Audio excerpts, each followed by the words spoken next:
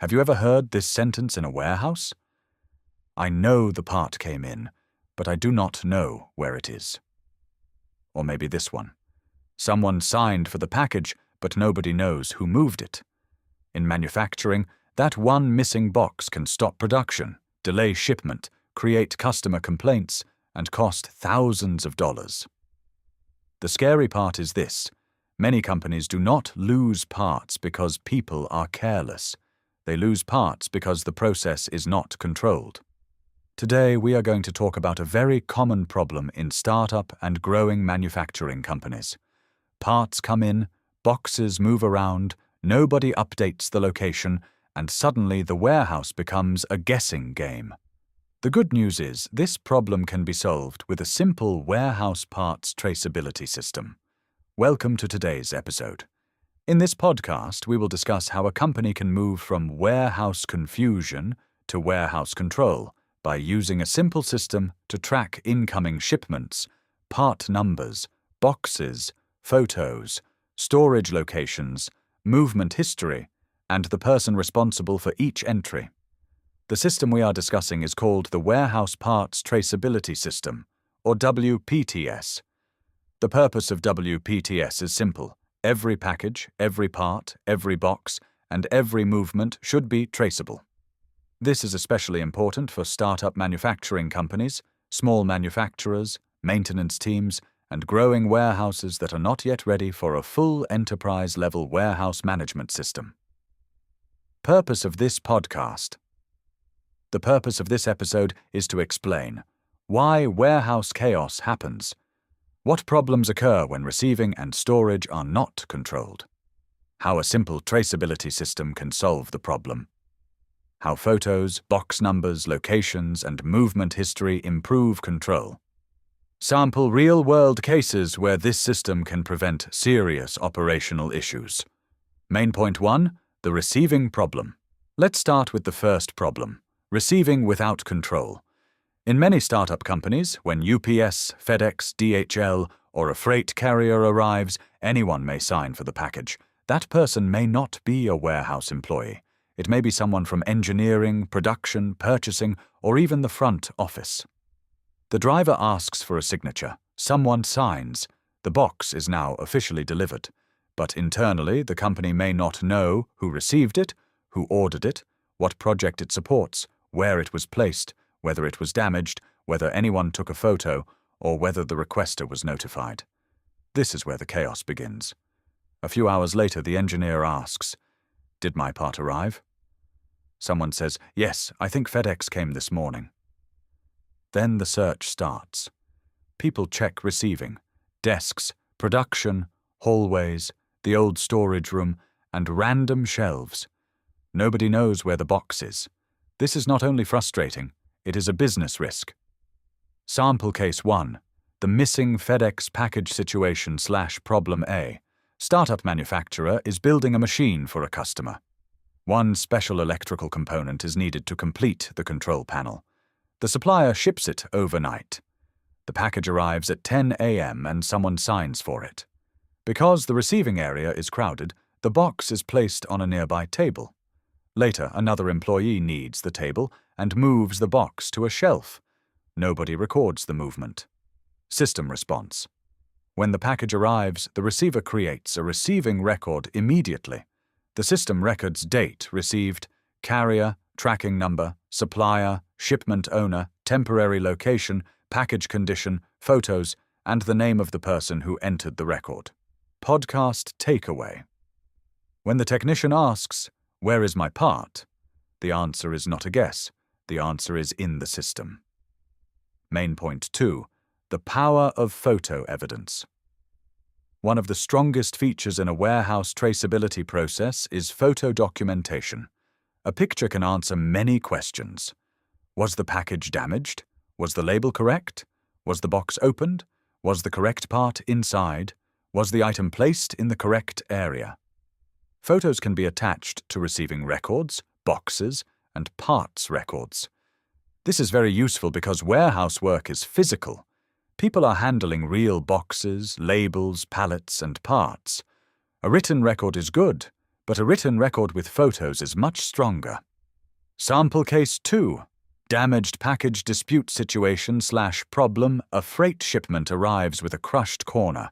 Without photos, the supplier may say, "It was not damaged when we shipped it." The carrier may say, "There is no proof it was damaged during delivery." The customer may ask why the company accepted damaged material. System response. The warehouse user selects package condition as damaged and uploads photos immediately. The record shows date and time received, carrier, tracking number, supplier, damaged condition, photos of the damaged area, receiver name, and a temporary location such as DAM-01 or QC-01. Podcast takeaway. Photo evidence protects the company and supports supplier claims, freight claims, quality inspection, and internal communication. Main point 3. Parts master and parts records. Now let's talk about the second major problem. Thousands of parts in boxes. When a company is small, parts may be stored in random boxes, shelves, desks, or cabinets. But when the company grows, this becomes dangerous. The warehouse may contain electrical parts, mechanical parts, pneumatic parts, hydraulic parts, hardware, tools, consumables, and unknown parts. If these parts are not controlled, the warehouse becomes a memory-based system. That means the company depends on 1 or 2 people who know where everything is. But what happens when that person is sick, busy, leaves the company, or forgets? The system fails. That is why WPTS separates information into 2 important areas, the parts master and the parts record. The parts master is the official catalogue of part numbers and descriptions. The parts record shows where the part is physically located, how many pieces exist, what box it is in, and what condition it is in. The parts master tells you what the part is. The parts record tells you where the part is. Sample Case 3. Same part stored in multiple boxes. Situation/problem. A company has part number ELEC-2401, a terminal block. The part exists in 3 different boxes, 25 pieces in BOX-014, 40 pieces in ELEC-003, and 10 pieces in a production staging box.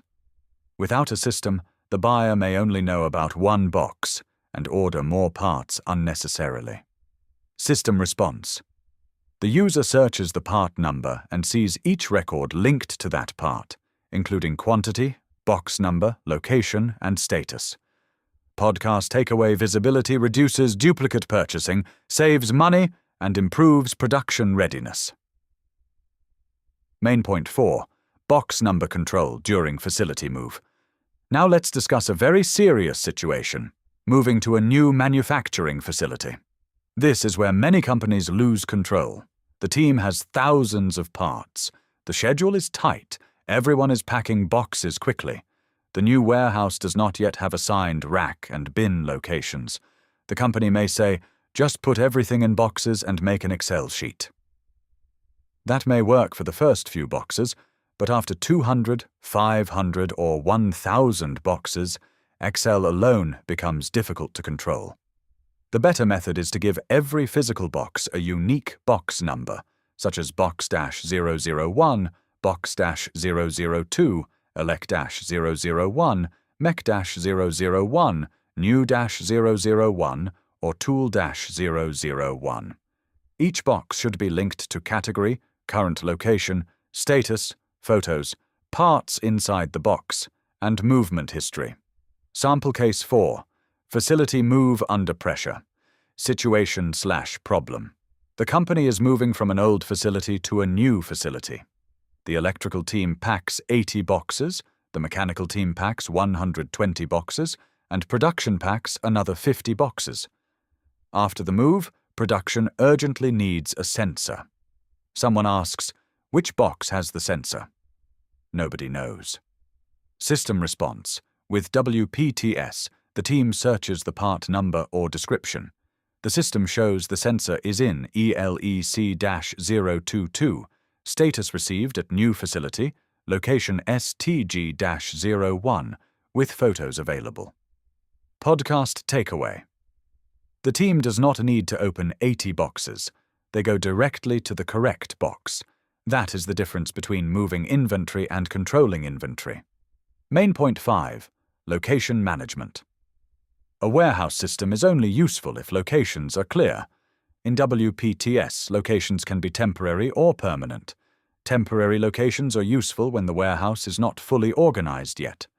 Examples include REC-01 for receiving area, STG-01 for staging area, ELEC-01 for electrical parts area, MECH-01 for mechanical parts area, QC-01 for quality inspection, Hold-01 for hold area, and DAM-01 for damaged items area.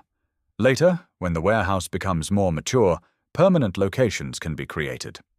For example, a 01-R02-S03-B04 means aisle 01, rack 02, shelf 03, bin 04.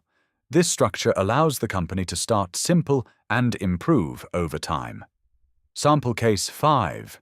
Temporary location saves the day situation/problem. A package arrives, but the final rack location is not ready yet. Without a system, the package might be left randomly on the floor or on a desk. System response. Instead, the receiver places it in REC-01 and records it in the system. Later, the warehouse team performs put away and moves it from REC-01 to A01-R02-S03-B04. The movement is recorded. Podcast takeaway. Temporary locations give the company control even before the final warehouse layout is complete. Main point 6. Movement history. One of the most important features in WPTS is movement history. Inventory is not static. Boxes move, parts move. Production takes parts. Unused parts come back. Damaged items go to inspection. Missing items may later be found. Without movement history, the system only tells you the current location. With movement history, the system tells you the story. Typical movement types include receiving, put away, move, transfer, issue to production, return to stock, adjustment, missing and found. Sample case 6. Missing item later found. Situation/problem. A box is supposed to be in ELEC-01, but the warehouse team cannot find it. The status is changed to missing. Later, someone finds the box in production staging. System response. The user records a new movement type. Found. The box is moved from the unknown or hold area back to the correct location. The system shows that the box was missing, then found, and returned to control. Podcast takeaway movement history is stronger than simply changing the location. It preserves the story of what happened. Main point 7. Global search. Global search is very important because people do not always search the same way. One person may search by part number, another may search by tracking number, another may search by supplier, another may search by box number, another may search by the person who ordered the shipment. A good traceability system should answer questions like, where is this tracking number? Did this PO arrive? What box contains this part? Where is box-022? Which items are in temporary locations? Which items are damaged? Which items are missing? This saves time and reduces frustration. Main point 8. User roles and accountability. A warehouse system also needs proper user control. Not every user should have the same access. WPTS uses 3 basic roles: admin, warehouse user, and viewer. Admin, full access, user management, delete records, and reports. Warehouse user can receive shipments, create parts, create boxes, upload photos, and record movements. Viewer can search and view records, but cannot edit or delete. This is important because traceability depends on data integrity. If everyone can edit or delete everything, the history becomes weak. Closing message. So let's return to the opening question. Where is my part? In an uncontrolled warehouse, the answer may be, I do not know. Ask the person who signed for it. I think it was moved. Check the receiving area, or maybe it is in one of those boxes. But in a controlled warehouse, the answer should be. The part was received yesterday at 10:32 a.m. It came by UPS. The tracking number is recorded. It belongs to engineering. It is in box 014. The box is currently in ELEC-01. There are photos attached, and here is the movement history. That is the difference between warehouse chaos and warehouse traceability. A company does not need to start with a complicated system. It can begin with a simple, disciplined process. Record every shipment, assign every box a number, connect every part to a location, take photos, track every movement, and make the information searchable. When this happens, the warehouse becomes more than a storage area.